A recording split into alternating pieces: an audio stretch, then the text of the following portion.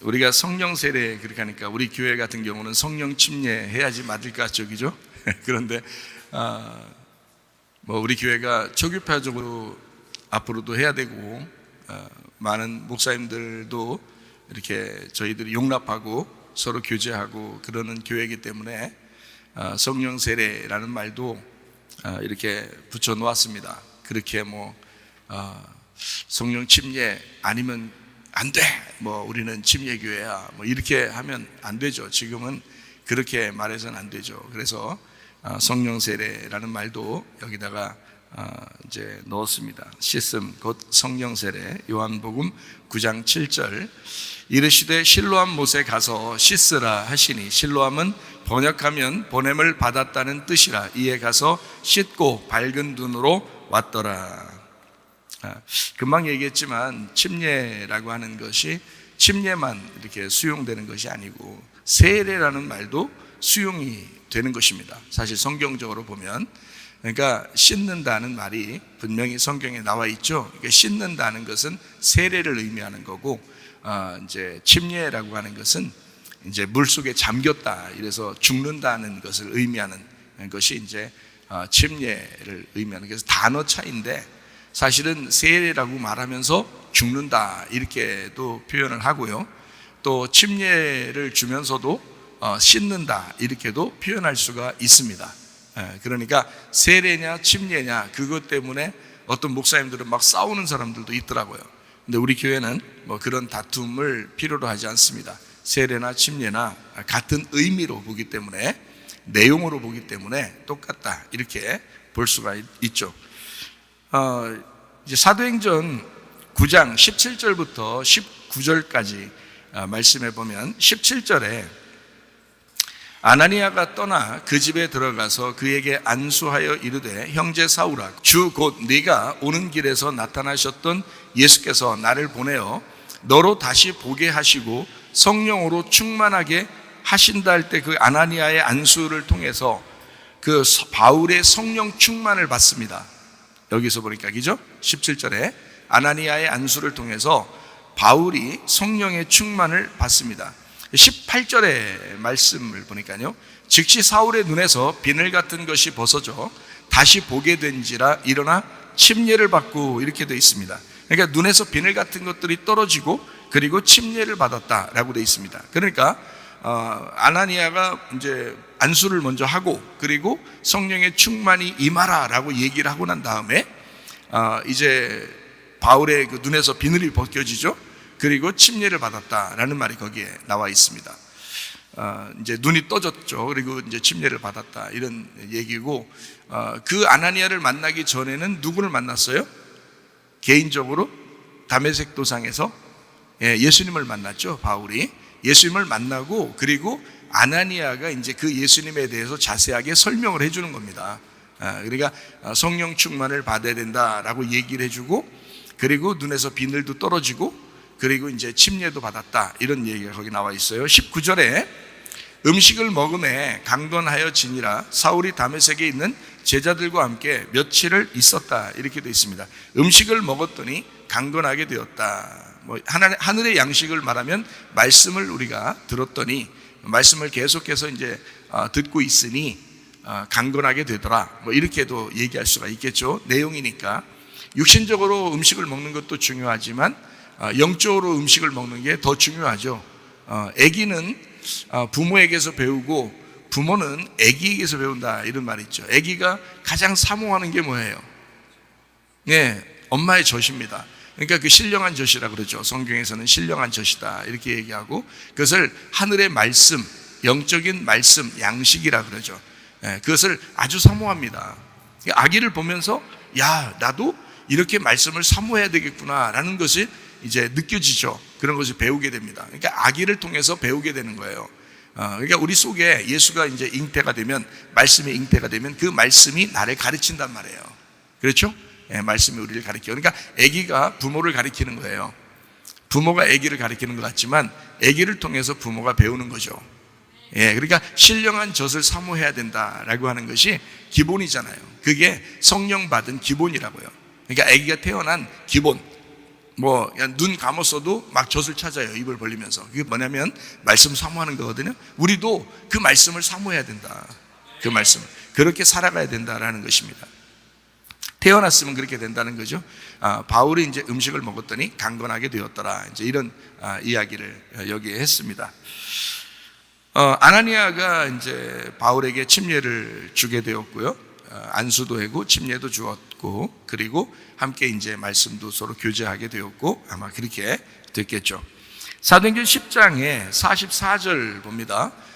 베드로가 이 말할 때에 성령이 말씀 듣는 모든 사람에게 내려왔다. 베드로가 뭘 할 때요? 말씀 증거할 때 성령이 내려왔다. 그러니까 성령과 말씀은 어때요? 분리가 된 게 아니죠. 말씀을 증거할 때, 말씀이 나갈 때 성령이 나가신다 이 말이에요. 성령이 들어간다. 그러니까 성령을 받는다. 어떻게? 베드로가 말할 때 그 말씀을 통해서 성령이 들어가더라. 이렇게 되어 있는 거죠. 그러니까 뭐 베드로가 막 야! 뭐 이렇게 했기 때문에 그 소리에 막 그 성령이 막 이렇게 파도에 그 물 밀듯이 막 나가가지고 막 성령이 들어가더라. 야! 베드로가 막 이래가지고 성령이 막 확 들어가야 되겠다 막 이래서 들어가 그런 게 아니라 베드로가 말씀을 깨닫게 하는 거예요. 그러니까 구약에 있는 말씀들을 다 아는 사람들이잖아. 아는 사람들인데 그 사람들에게 예수에 대한 것을 잘 모르는 그 예수에 대해서 설명을 하는 거예요. 그 구약에서 이제까지 말하던 것이 바로 예수님에 대해서 이야기하는 것이다라고 그걸 설명하는 거예요. 그 설명할 때 성령이 막 말씀 듣는 사람에게 들어가더라는 거예요. 그러니까 여러분도 말씀 받았다, 성령 받았다 같은 거예요. 그래서 말씀 받는다, 성령 받는다 그러는 거예요. 그러니까 말씀 듣는 이 장소가 굉장히 중요한 거죠. 여러분에게는 성령 받는 장소니까. 무슨 말인지 아시겠죠? 말씀 듣는 사람들에게 성령이 내려오셨다. 그래서 베드로의 말씀을 들음으로 성령이 임했다라고 되어 있죠. 사도행전 10장 46절 이는 방언을 말하며 하나님 높임을 들음이라. 자, 말씀 받고 성령 받은 사람들은 방언도 말하고 하나님을 높였다 이렇게 되어 있습니다. 방언을 해야 되냐 무대 안 해도 되냐 이건 뭐 분분해요. 사람들이 방언을 못했어도 구원을 받을 수 있어요. 그런데 성령의 충만을 받으면 방언도 할 수 있습니다. 그러니까 방언도 할 수 있고 방언도 안 해도 구원받을 수 있는 거예요. 그러니까 방언을 해도 되고 안 해도 되는데, 그런데 그것을 겉으로 드러나고 겉으로 표현되는 것이 이제 방언의 역사다. 이제 이렇게 얘기할 수 있죠. 그러니까 방언도 했다 그랬습니다. 성령 받았다. 그들이 초대교회에는 그런 표적들이 나타나야 구원받은 것이 나타나거든요. 그 전에 구약적으로 구원받은 것의 표시가 없잖아요. 그러니까 이것을 예수님 안에서 성령 받고 구원받은 표시를 내야 되거든요. 그 표시 나타나는 게 겉으로 첫 번째 사도행전 2장도 마찬가지고 여기 사도행전 10장도 마찬가지고 성령 받은 어떤 표적이 방언으로 나타나는 것입니다. 첫 번째 표적이에요. 그래서 어떤 사람들은 이것을 너무 강조하는 나머지 방언 못하면 성령을 못 받은 것이다 이렇게 얘기하는 사람도 있다는 거죠. 근데 그런 건 아니고 방언은 그때 당시에 어떤 표적이에요. 표적이니까 겉으로 드러나는 거죠. 물론 여러분이 방언 받기를 사모해서 방언을 받을 수도 있는 것이고 방언 받기를 사모하지 않았는데도 갑자기 방언이 임하는 경우도 있어요. 설교 듣다가도 아니면 기도하다가도 집을 가다가도 교회 오다가도 방언할 수 있습니다. 잠을 자다가도 방언할 수도 있는 거고요. 갑자기 자기도 모르게 이게 입이 툭 터질 수도 있는 겁니다.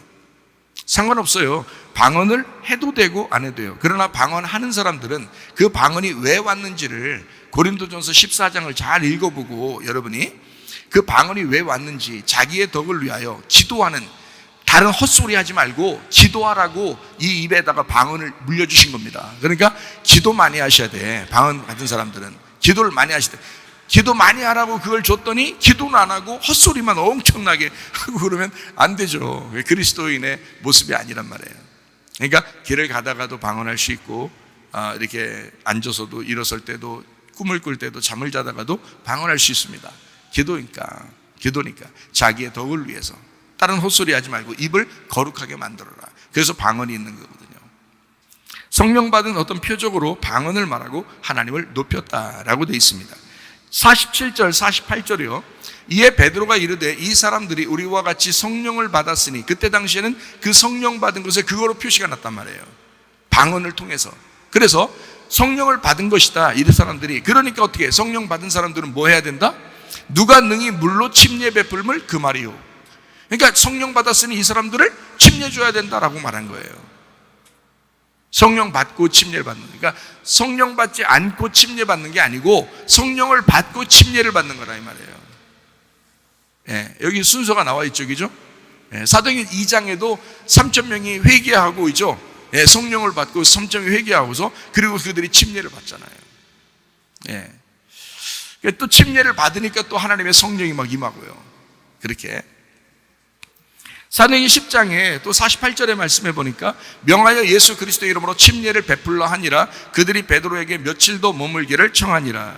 성령 받았으니 침례를 베풀어야 된다, 이렇게 이야기했습니다. 진짜 성령 받은 사람들이 침례를 받는 거죠.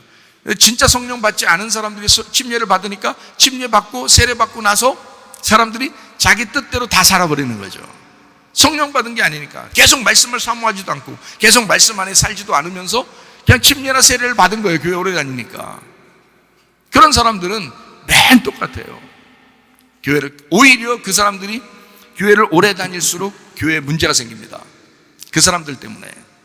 왜냐하면 삐지긴 또 얼마나 잘 삐, 자기 안 알아준다고 막 승질내고 막 화내고 막 이래요. 진짜 침례 받은 사람들은 그렇게 할 수가 없습니다. 베드로가요, 옛날에 예수님 같이 다닐 때도, 예수님하고 같이 다닐 때도 승질이 괴팍했습니다. 베드로도요. 대단한 승질을 가진 사람이었어요. 그런데 성령 받고 난 다음에, 사도행전 2장 이후로 성령 받고 난 다음에는요, 베드로가 굉장히 겸손하고 온유해졌습니다. 여러분, 그 전에 그렇게 막 팔팔 뛰던 그런 베드로가 아니에요. 완전히 바뀌어요, 성격도. 여러분, 그게 성령의 역사죠. 교회 다니면서 나 예전과 똑같아, 뭐 성격은 원래 다 변하지 않는 거야, 인간 원래 다 그런 거야, 그러나 난 예수님은 진짜 믿었어. 그 네가 진짜 믿은 예수를 어떻게 보일 거냐는 거예요. 어떻게 너에게 나타나는 게 있냐 이거야. 그렇게 성령이 그만큼 힘이 없는가? 네 속에 들어온 성령은 그만큼 힘이 없는 성령이었던가? 성령은 하나님이고 주인인데 우리 속에 들어오면 그 사람을 바꿔놓고 말죠. 그죠? 바꿔놓고야 만다고요, 반드시. 성령이 들어왔다면. 근데 네 속에 있는 성령은 어떤 성령이 들어왔길래 너를 그대로 두냐 이거야. 그러면 네가 신이 됐든지 네가 성령보다 더 위에 있든지 뭐 이런 거 아니에요. 그럼 네가 신이 됐기 때문에 네가 너 자신이 신이라고 얘기하는 거, 그걸 성경에서 뭐라면 그걸 마귀라고 그런다 이거야. 그러니까 성경에 지옥은 마귀를 위해서 준비된 장소니까 그 마귀가 가는 곳이라는 거지. 근데 하나님의 성령께 인도함 받는 사람, 성령이 우리 속에 들어온 사람은 성령의 지배를 받기 때문에, 성령의 인도함을 받기 때문에 이 사람은 성령이 주인이란 말이에요. 그럼 바뀐 거죠. 이 사람 자체가 바뀐 거지. 그러니까 하늘나라는 성령의 나라니까 성령만 가시는 거죠. 근데 성령이 들어온 사람들만 데리고 간단 말이에요. 그게 신부라고 그러는 거예요. 교회 다녀도 그냥 이런 거 그냥 자세하게 안 가르쳐주고 그냥 교회 다니면 뭐 오래 다니면 예수님 믿으면 천국 갑니다, 자꾸 그런 얘기 해주니까 사람들이 기구만장한 거예요. 자기들이 죽을 생각하지 않는 거예요. 가정에서도 그냥 자기 같은 왕이야, 왕. 그냥 무조건 왕왕거려. 그 왕왕거리는 건 개밖에 더 있어요. 그 개지. 그게 성경에 개나 돼지처럼 살지 말라고 돼 있잖아요. 그런 것들한테 거룩한 것과 그 진주를 주지 말라고 그러잖아요. 왜? 발로 밟고 막 그냥 흐트러 버리니까. 진짜 진주 같은 진짜 거룩한 말씀을 받을 사람들은 성령의 사람들이에요. 성령의 사람들에게 진리의 말씀을 주는 것입니다. 그래야 그 말씀이 존귀하게 되는 거죠. 그 말씀이 성령인데 생각을 해보세요. 그러니까 말씀을 사모하지 않는 사람은 당신은 미안합니다만은 당신은 구원받은 게 아닙니다.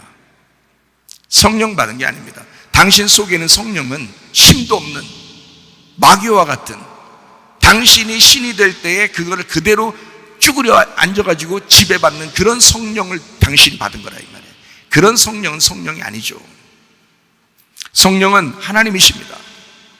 성경의 성령은 하나님이셔요. 여러분을 가만 놔두지 않습니다. 말씀으로 인도하게 돼 있어요. 성령, 진리의 성령이 오시면 여러분을 반드시 진리의 말씀으로 인도하게 돼 있다는 거지. 교회로 인도하게 돼 있어요. 하나님 말씀을 사모하게 돼 있어요. 여러분, 신령한 젖을 사모하게 만든단 말이에요. 성령이 여러분 속에 들어와 있다는 말이에요. 가만 놔두지 않습니다. 성경에 성령을 받은 사람들에게 침례를 준 거죠. 그러니까 그 사람들이 침례받고 그 이후에 삶이 완전히 바뀌어버리죠. 삶이 완전히 바뀝니다. 오직 예수, 오직 예수만 따라가요. 오직 말씀만 따라요. 오직 그 교회만 사랑하다가 주님 만나려고 하는 그런 사람으로 바뀌어버리는 거죠. 진짜가 되는 것입니다. 여러분, 진짜 그리스도인인가? 가짜 그리스도인인가? 점검하셔요, 진짜로. 만약에 오늘까지도 내가 보니까 내가 가짜였던 것 같아. 그럼 오늘부터 진짜가 되면 됩니다.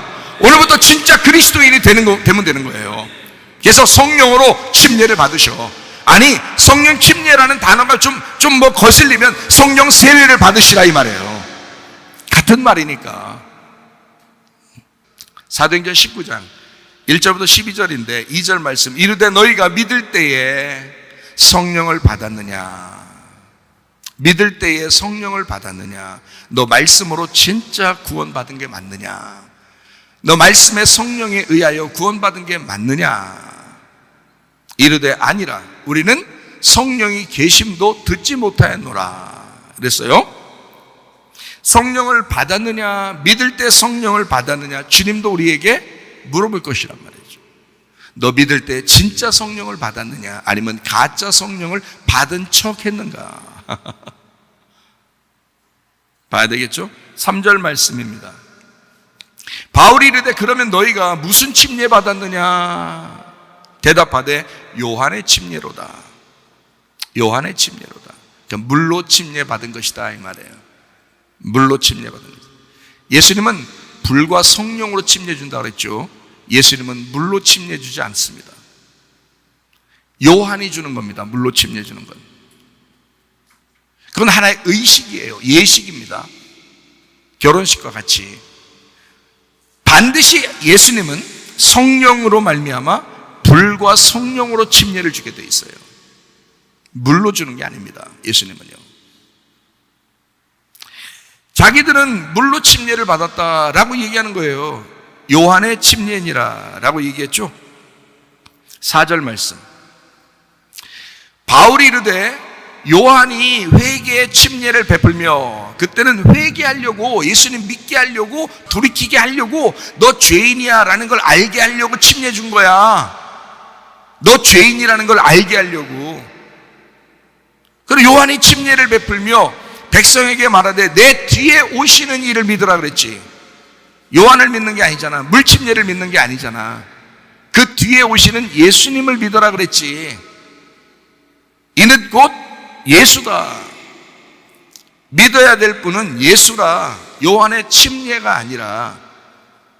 그건 예식이지. 예식도 필요하죠. 결혼식을 하고 난 다음에 신랑과 신부가 우리 결혼했어요, 다른 사람들 앞에서, 증인 앞에서 우리가 결혼했어요 라고 인정하고 둘이 사랑하면서 사는 거잖아요. 인정하잖아요. 다른 사람들도 이 둘이는 부부야 이렇게 인정하잖아요.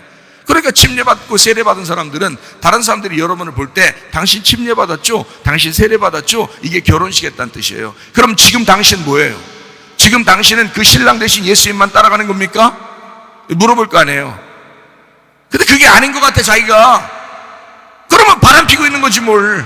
그게 꼭 다른 남자 만나야 바람 피는 거예요? 꼭 다른 여자 만나야 바람 피는 거예요?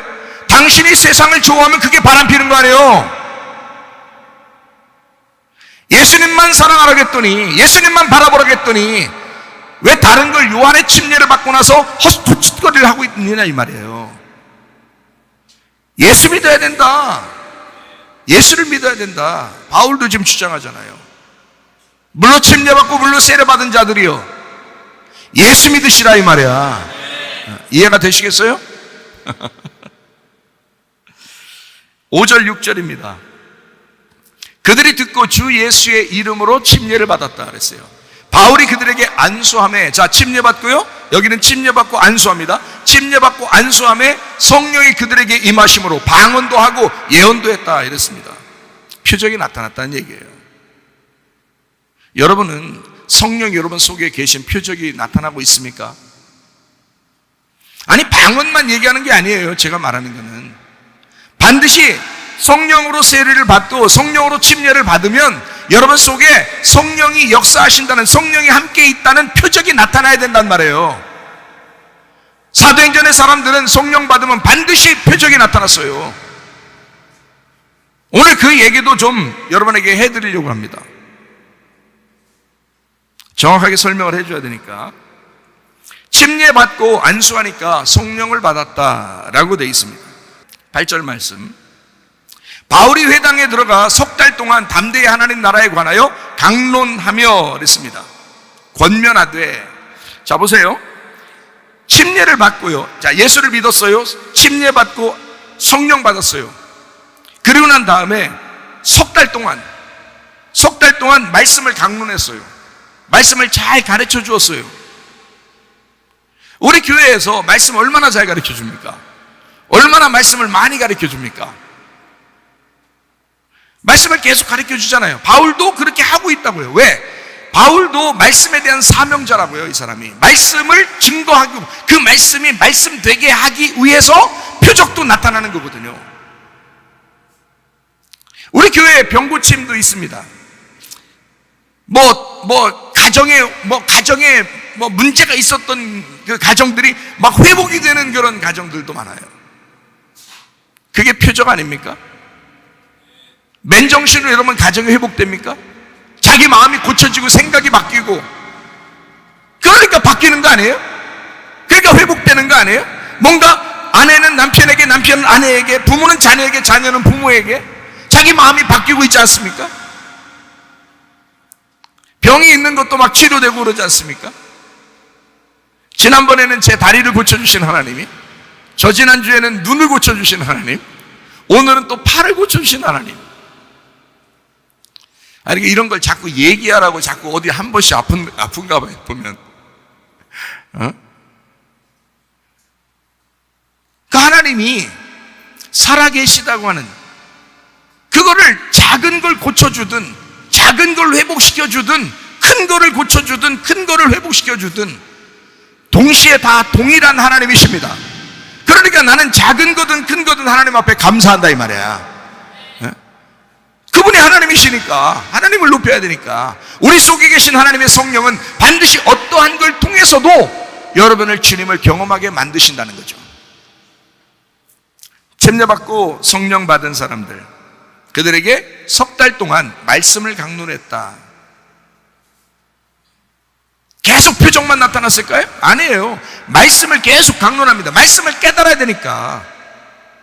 바울은 가는 곳마다 말씀을 증거해요. 그 말씀을 잘 말씀되게 증거되게 하기 위해서 표적도 일어난 거죠. 맨 하루 종일 표적만 하겠어요? 그거 아니라고요. 말씀 증거한 것입니다. 말씀을 깨닫는 것도 하나님의 성령의 역사니까. 말씀을 여러분에게 깨닫게 하는 것도 하나님의 성령의 역사라고요. 그것만큼 중요한 성령의 역사가 어디 있어요, 여러분? 생각해 보세요. 표적은 그때그때마다 사라지는 거지만 말씀은 사라지지 않거든요. 말씀은 우리의 속에서 나와 하나가 돼요. 나와 하나가 된다고. 그 말씀이, 그 사람이 돼버린다고요. 그 말씀이 돼버린다고요. 그게 신부, 어린 양의 혼인잔치에 청함받은 신부, 그가 말씀이 되었다 이렇게 돼요. 그죠? 말씀을 사모하시기를 바랍니다. 사도행전 19장 9절 10절 말씀입니다. 어떤 사람들은 마음이 굳어 순종하지 않고, 이렇게 나타나는데도요, 마음이 굳어 순종하지 않고 무리 앞에서 이 도를 비방했대요. 우습게 알았단 말이에요. 그러니까 교회 안에서도 우습게 아는 사람이 있긴 있어요. 말씀 우습게 알면 안 됩니다.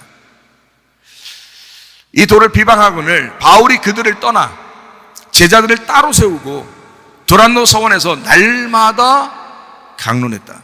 날마다 가르쳤다. 말씀을 사모하는 자들이 따로 있었다. 그 사람들을 따로 말씀을 가르쳤다. 10절의 말씀이요. 2해 동안 이같이 하니, 자, 몇 년 동안요? 바울 사도 같은 엄청난 사도가 2년 동안을 말씀을 가르칩니다. 얼마나 그 말씀 가르치는 것이 중요했으며, 이 말씀을 2년 동안 가르치니 아시아에 사는 자는 유대인이나 헬라인이나 다 주의 말씀을 듣더라 그랬습니다. 물론 다 구원받은 건 아니겠죠. 말씀을 듣는 사람들이 그렇게 되었다. 자, 11절 12절 말씀, 하나님이 바울의 손으로 놀라운 능력도 행하게 하셨습니다. 심지어 사람들이 바울의 몸에서 손수건이나 앞치마를 가져다가 병든 사람에게 얹으면 그 병이 떠나고 악귀도 나가더라. 자, 뭐예요? 바울의 치유 능력입니다. 하나님의 성령의 충만함을 받은 그 사람이 말씀을 증거하고 그리고 성령의 치유의 능력도 가지고 있었더라 이 말이에요. 여러분, 하나님의 성령 받고 여러분 자신들도 하나님 앞에 기도하고 능력을 소유하시길 바랍니다. 모두 다 바울이 뭐 특별해서가 아니라 우리 모두 다 성령 받고 성령이 하나 되고 하나님의 말씀으로 충만해서 하나님 성령 충만의 사람이 되면 여러분 속에서도 그것을 경험하게 될 것이고, 그 치유의 능력을 경험할 뿐만 아니라 다른 사람에게도 기도해서 그 치유의 역사가 일어날 수 있다 이 말입니다. 이런 교회가 되셔야 합니다. 우리 교회가 그냥 말씀만 증거하는 그런 교회, 말씀이 물론 살아있다, 말씀의 역사가 있다, 말씀을 늘 부흥회처럼 집회처럼 말씀한다, 뭐 좋다, 이런 교회가 어딨냐 이렇게 할 수 있겠지만, 여러분 가운데서 표적과 기적이 나타나야 되고 또 치유의 역사가 일어나야 된다 이 말입니다. 이해가 되시겠습니까? 하나님의 말씀을 증거할 때 그 말씀을 통해서 여러분 속에 가만히 앉아있고 말씀을 듣고 있는데도 치유의 역사가 일어나야 된다. 여러분 마음이 치유돼야 되고 몸이 치유돼야 된다 이 말입니다. 실제로 하나님의 성령 역사가 우리의 교회에서 일어나야 된다. 이런 기적과 표적이 일반화되어 있는 평범한, 워낙 자주 일어나서 평범한 교회가 되셔야 합니다. 아, 기적 한번 일어나면 대단해, 뭐야 이게 뭐야라니. 그건 광야에 있는 만나밖에 아니에요. 그게 아니라 진짜 말씀을 통해서 우리의 몸에 그 말씀이 젖어들어 치유의 역사도 일어나고 가정의 문제도 해결되고 여러분의 어떤 문제거리들이 해결되는 역사, 이게 진짜죠. 하나님의 말씀이 여러분에게 직접 일어나는 역사, 누구를 통해서가 아니라 진짜 일어나는 역사가 지금 시대에 하나님의 성령 역사가 분명하게 있어야 되죠. 저는 그 성령을 날마다 경험하기를 원하고 날마다 그 성령께 내 자신을 자꾸 맡기려고 해요. 자꾸 성령의 생각을 많이 합니다. 말씀의 생각을 자꾸 해요. 그러다 보니까 주님과 가까이 있다는 느낌을 받아요. 그러니까 여러분도 날마다 주님 안에서 주님과 하나 된, 주님과 가까이 있다는 느낌을 갖고 살아가면 얼마나 감사한가. 그런 사람들이 다 되시기를 바랍니다.